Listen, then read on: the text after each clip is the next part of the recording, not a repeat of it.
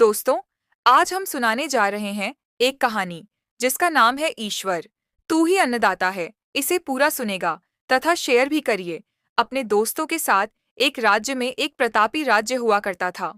वो राजा रोज सुबह उठकर पूजा पाठ करता और गरीबों को दान देता।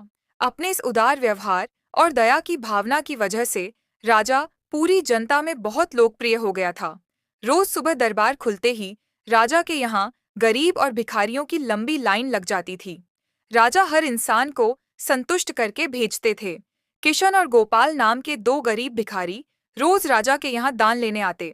किशन और गोपाल राजा जब किशन को दान देता तो किशन राजा की बहुत वाहवाही करता और राजा को दुआएं देता।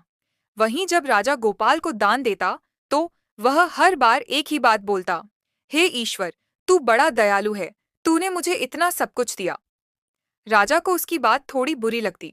राजा सोचता कि दान मैं देता हूँ और ये गुणगान उस ईश्वर का करता है। एक दिन राजकुमारी का जन्मदिन था। उस दिन राजा ने दिल खोलकर दान दिया। जब किशन और गोपाल का नंबर आया तो राजा ने पहले किशन को दान दिया और किशन राजा के गुणगान करने लगा। लेकिन राजा ने जैसे ही गोपाल को दान दिया, वो हाथ ऊपर उठा के बोला, हे ईश्वर, तू ही अन्नदाता है। आज तूने मुझे इतना दिया, इसके लिए प्रभु तुझे धन्यवाद देता हूँ। राजा को यह सुनकर बड़ा गुस्सा आया। उसने कहा कि गोपाल, मैं रोज तुम्हें दान देता हूँ, फिर तुम मेरे बजाय ईश्वर का गुणगान क्यों करते हो? गोपाल बोला, राजन देने वाला तो ऊपर बैठा है, वही सबका अन्नदाता है, आपका भी और मेरा भी। यह कहकर गोपाल वहां से चला गया। अब राजा ने गोपाल को सबक सिखाने की सोची। अगले दिन जब किशन और गोपाल का नंबर आया तो राजा ने किशन को दान दिया और कहा, किशन, मुझे गोपाल से कुछ बात करनी है, इसलिए तुम जाओ और गोपाल को यहीं छोड़ जाओ। और हाँ, आज तुम अपने पुराने रास्ते से मत जाना। आज तुमको राजमहल के किनारे से जाना है, जहां से सिर्फ मैं गुजरता हूँ। किशन खुशी खुशी दान लेकर चला गया। राजमहल के किनारे का रास्ता बड़ा ही शानदार और खुशबू भरा था।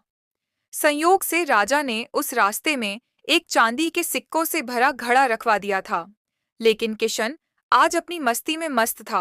वो सोच रहा था कि राजा की मुझ पर बड़ी कृपा हुई है, जो मुझको अपने राजमहल के रास्ते से गुजारा।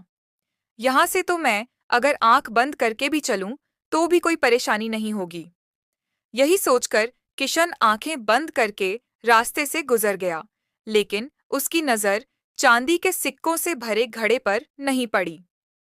थोड़ी देर बाद राजा ने गोपाल से कहा कि अब तुम जाओ, क्योंकि किशन अब जा चुका होगा। लेकिन तुमको भी उसी रास्ते से जाना है जिससे किशन गया है। गोपाल धीमे कदमों से ईश्वर का धन्यवाद करते हुए आगे बढ़ चला। अभी थोड़ी दूर ही गया होगा कि उसकी नजर चांदी के सिक्कों से भरे घड़े पर पड़ी। गोपाल घड़ा पाकर बड़ा खुश हुआ। उसने कहा, ईश्वर, तेरी मुझ पर बड़ी अनुकंपा है, तूने मुझे इतना धन दिया। और वो घड़ा लेकर घर चला गया। अगले दिन फिर से जब गोपाल और किशन का नंबर आया तो राजा को लगा कि किशन घड़ा ले जा चुका होगा। इसलिए उसने किशन से पूछा, क्यों किशन, कल का रास्ता कैसा रहा? राह में कुछ मिला या नहीं? किशन ने कहा, महाराज, रास्ता इतना सुंदर था कि मैं तो आंखें बंद करके घर चला गया, लेकिन कुछ मिला तो नहीं। फिर राजा ने गोपाल से पूछा तो उसने बताया कि राजा, कल मुझे चांदी के सिक्कों से भरा एक घड़ा मिला। ईश्वर ने मुझ पे बड़ी कृपा की। राजा किशन से बड़ा गुस्सा हुआ। उसने कहा कि आज मैं तुझे धन नहीं दूंगा, बल्कि एक तरबूज दूंगा। किशन बेचारा परेशान तो था, लेकिन कहता भी तो क्या। चुपचाप तरबूज लेकर चल पड़ा। उधर राजा ने गोपाल को रोजाना की तरह कुछ धन दान में दिया। किशन ने सोचा कि इस तरबूज का मैं क्या करूंगा, और यही सोचकर वो अपना तरबूज एक फल वाले को बेच गया। अब जब गोपाल रास्ते से गुजारा, उसने सोचा कि घर कुछ खाने को तो है नहीं, क्यों ना बच्चों के लिए एक तरबूज ले लिया जाए। तो गोपाल फल बेचने वाले से वही तरबूज खरीद लाया जिसे किशन बेच गया था। अब जैसे ही घर आकर गोपाल ने उस तरबूज को काटा तो देखा उसके अंदर सोने के सिक्के भरे हुए थे। गोपाल ये देखकर बड़ा प्रसन्न हुआ और ईश्वर का धन्यवाद देते हुए बोला, हे ईश्वर, आज तूने मेरी गरीबी दूर कर दी। तू बड़ा दयालु है, सबका अन्नदाता है। अगले दिन जब राजा दान दे रहा था तो उसने देखा कि केवल अकेला किशन ही आया है, गोपाल नहीं आया। उसने किशन से पूछा तो किशन ने बताया कि कल भगवान की कृपा से गोपाल को एक तरबूज मिला जिसके अंदर सोने के सिक्के भरे हुए थे। वह गोपाल तो अब संपन्न इंसान हो चुका है।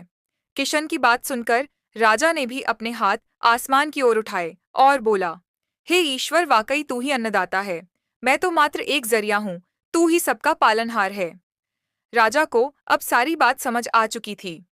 यह कहानी आपको कैसे लगी, कमेंट करके बताएं और अपने दोस्तों के साथ जरूर शेयर करें।